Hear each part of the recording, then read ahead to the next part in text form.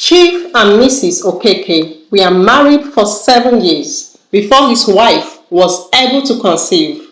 Being wealthy and influential, many of Chief's relatives made arrangements for him to marry a second wife, but Chief refused, choosing rather to stick with his heartthrob Amaka. From the moment he was born, Austin's bright eyes and infectious smile captured the hearts of everyone around him.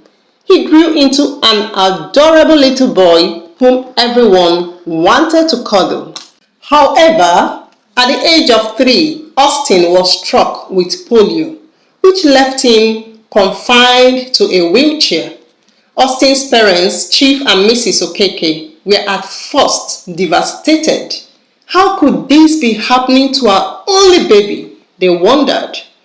They spared no expenses in seeking the finest medical treatments and therapies, hoping to give their son the best possible chance at a fulfilling life. Despite all their efforts, Austin was not able to walk with his legs. He depended on a wheelchair to get around.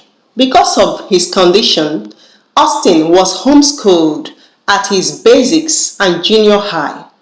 Despite the tough hand with which life dealt him, Austin grew up unbreakable at heart. He was always gentle, smiling, and playing with his teachers as he learned.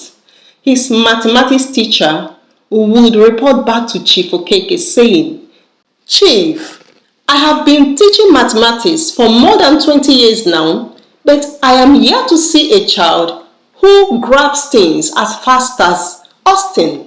While many children ran around with their legs and played, Austin stayed on his wheelchair, observing and figuring things out in his mind. His laptop and all the gadgets he had were his companion. A handful of Chief and Mrs. Okeke's family friends will always bring their children to play some games with Austin every weekend. Austin was very much loved and protected by his family and friends, who always treated him kindly and warmly. However, when he was through with his junior high school, he pleaded with his parents saying, "I want to go to school and mingle with other students." But his parents wanted to protect him. "No, Austin," they said. "The world out there is so cruel, really cruel. And we don't want you to be hurt by other students who might not understand your needs." But Austin protested, saying, "But how long will you keep protecting me? I don't care if anyone does anything to me. I want to mingle with my mates." Austin's mother, Amaka, thought hard about Austin's demand. When she knew she could no longer prevent him from going to school, she had to let him go to school. Austin was registered in high school at St. Louis Prestigious School. It was the best school in the city of Lagos. There he was on the first day at St. Louis, smiling with enthusiasm as he was dropped off to school. Little did he know what awaited him. He wheeled himself to his class, exuding friendliness and confidence that things were about to change within some hours. Cheerfully, he said hi to everyone as he passed their lockers to go to his space. Some nodded, some responded back cheerfully, but some looked at him with disdain, while some were outrightly laughing at him. Oh, school don't really suffer, especially St. Louis. Every Tom, Dick, and Harry now comes to St. Louis. From then on, Austin faced the mockery and taunts from the group of students who found amusement in his disability. They will knock his book out of his hands, lock his wheelchair from the back so he couldn't control his movement anymore, and even call him names. For the first time, Austin woke up to the reality of what his parents were trying to prevent. The world is a cruel place, and he has seen it with his own very eyes. Austin, however, decided to make light of all the bullies in his school. Few of the students, however, were drawn to Austin. Some admired the way he made light of the bullies' action as though it was nothing. His new friends, Ifeanyi and Echezona, were always there to pick up his book when the bullies knocked it down, or unlock his wheelchair when they will lock it from the back in order to make him stuck at a place. One day, Ifeanyi and Echezona's parents were at school to pick them before Austin's. They left, bidding him farewell. Then the bullies smiled knowingly at each other. They immediately locked his wheelchair from the back, making it impossible for him to move when he was called to come out. The school microphone called him out several times. "Austin Okeke, your driver is here to pick you up." It was 1 hour before the school's coordinator went into the class, sensing that something is not right. As he reached the class, he saw Austin sweating profusely as he tried tirelessly to move his wheelchair, which was stuck at a place. As the school coordinator entered the class, the rest of the students were busy laughing. "Austin to the rescue," they all said as they continued laughing. The man simply went to unlock his wheelchair, and Austin moved his wheelchair cheerfully, waving everyone goodbye. "Goodbye, everyone. See you tomorrow," he said. Some of the students became repentant. One boy in particular, called Kelechi, was pricked at Austin's reaction. This boy might have been on a wheelchair, but for sure, he is stronger in heart than all of us.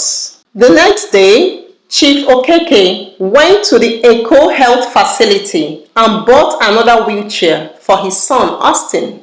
The wheelchair has remote control. Austin was very happy. The wheelchair had all the facility Austin will ever need. With the remote control, he could make his wheelchair run, and with his keys hidden in his pocket, part of Austin's problem was solved, or so it seems. However, the bullies in his class devised yet another way to deal with Austin. With their papers folded, they will throw it on his head. Austin will turn to look who had thrown the paper at him, but he will be greeted with the bullies' laughter. But the thing that annoyed his classmates most is the way Austin answered questions in his class. Despite his disability, Austin was very intelligent. He is also witty too. Every day in their mathematics test, Austin was always the highest. But wait, where does this boy think all this mathematics will take him to? Andy said, as he ate some cooked granite, throwing the granite back at the back of Austin's head. "See his head like granite," Chidi added. This continued until his friends, Ifeanyi and Echezona, returned from the principal's office. His friends, on the other hand, saw him as perfectly normal. His ability to solve mathematics and data-related problems made them draw closer to him. Austin was always grateful for faithful friends like Ifeanyi and Echezona. At home, Austin's father brought him a special teacher who taught him more of software programming and data analysis. Austin concentrated on his work, ignoring the bullies who saw him as disadvantaged. Austin's parents were always proud of him. He was always at the top of his class, always cheerful, and soon Austin's parents, who were formerly unhappy with their son's physical disability, began to see a glimmer of hope in his academic performances. One day, some of the bullies came to Austin demanding that he hand them over the remote control of his wheelchair. "And why will I do that?" Austin replied. "You are still here asking questions, you lame man." Austin looked around for his friend, who usually would come to his rescue. but none of them were around. His classmates pulled him down from his wheelchair and took turns sitting on it to run around the front of the classroom. Austin felt very sad. He lay there on the ground praying that one of his friends will come to his rescue. After what seems to be eternity, Echezona was there in the classroom. As soon as the bullies saw him, they took to their heels. Echezona helped Austin sit back on his wheelchair.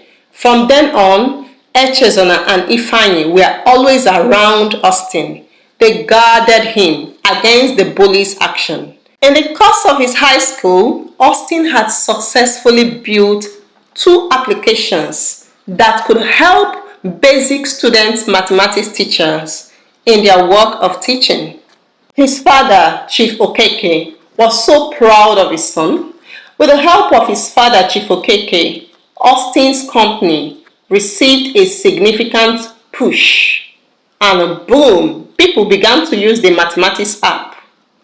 As the popularity of Austin's apps continued to soar, he floated a company and employed people in his management team. Every day after school, Austin would go back home to continue to work on his app. Chief Okeke and his wife were so proud of their son.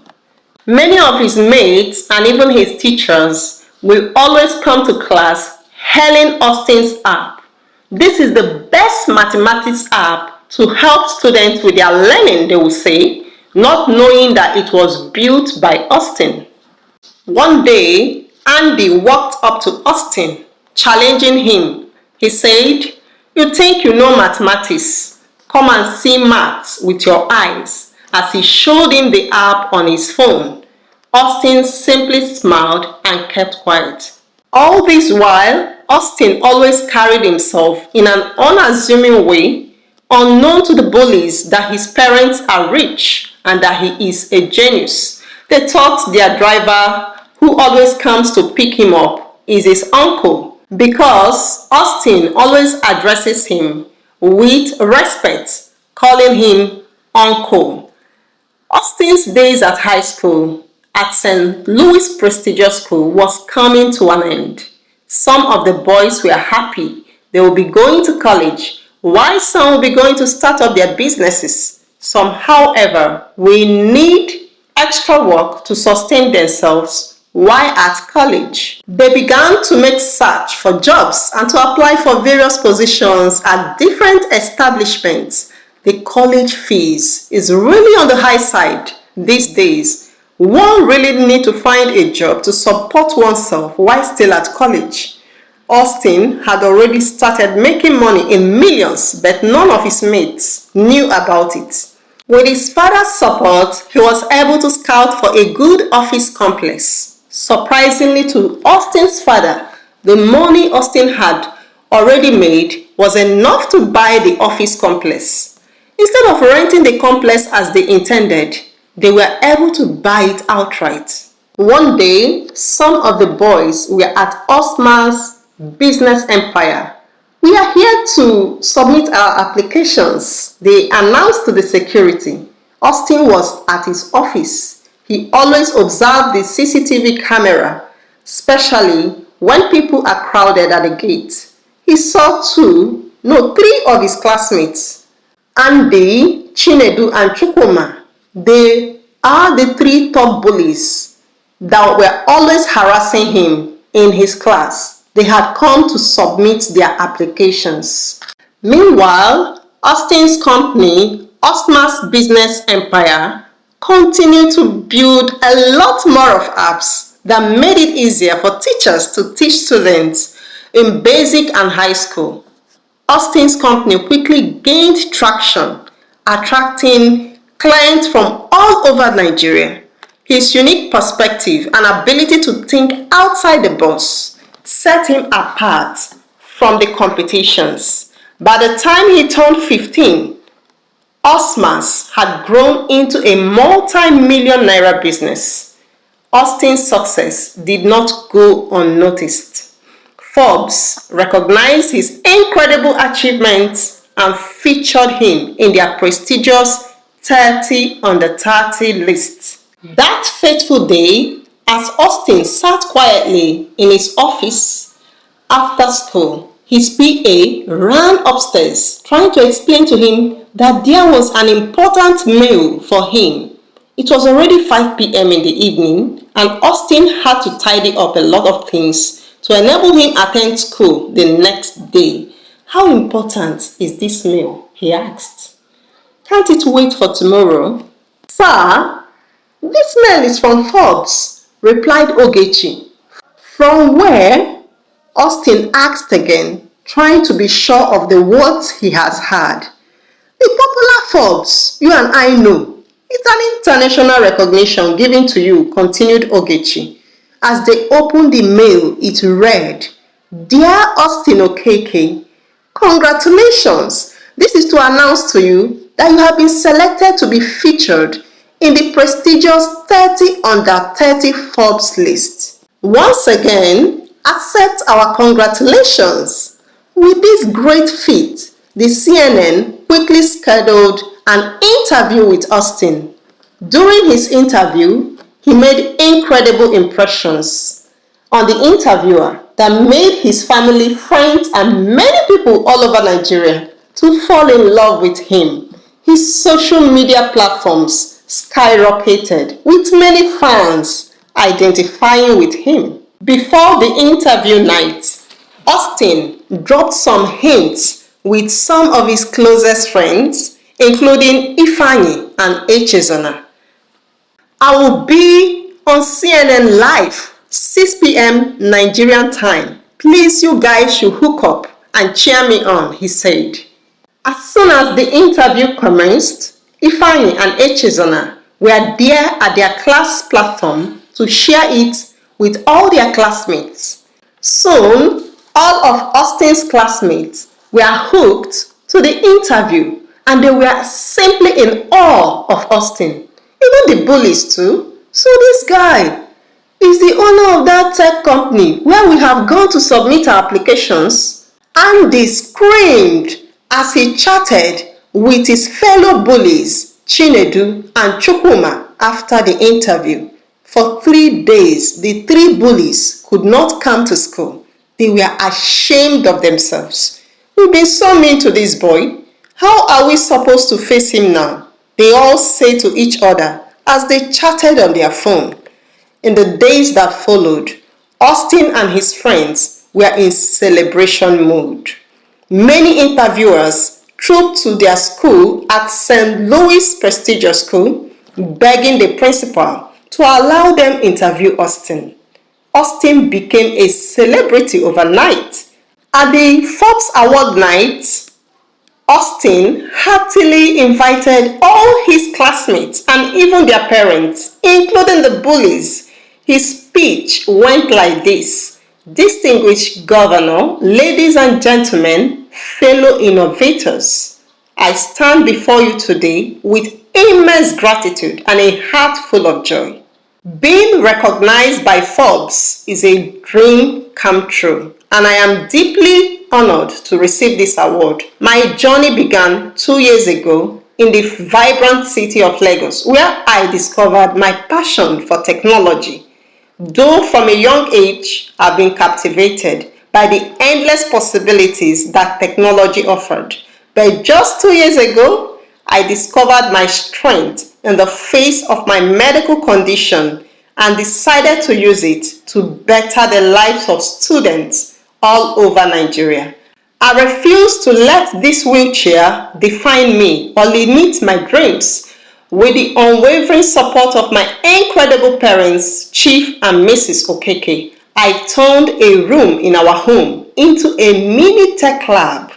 They believed in me when no one else did, and their faith gave me strength to pursue my passion, developing my first app at the age of 14, which led eventually to the founding of my IT company. I want to take this moment to thank my parents for their endless love and support. Without them, none of this would have been possible. And to my classmates who are seeking for college jobs, feel free to drop your applications. There's a lot of vacancy for you. To everyone out there facing challenges, I want to say this: do not let your circumstances define you. Believe in yourself, pursue your dreams with passion, and surround yourself with people who support and uplift you. With determination and hard work, you will surely succeed. Thank you, Forbes, for this incredible honor. I am truly inspired to continue pushing the boundaries of what is possible. A week later, Austin came to school with employment letter for Andy, Chinedu, and Chukwuma. You can start work next week after our graduation. I have no ill feelings towards you all. The boys thanked him profusely. We are truly sorry for treating you like that. We have learned from our mistakes. Hey friends, what are your takes on this story? Do you think Austin should have employed the bullies who came to seek employment from him? Please share with us on the comment section below and kindly subscribe as we load you with lots of amazing and educative tales on African Tales by Oma. Bye for now.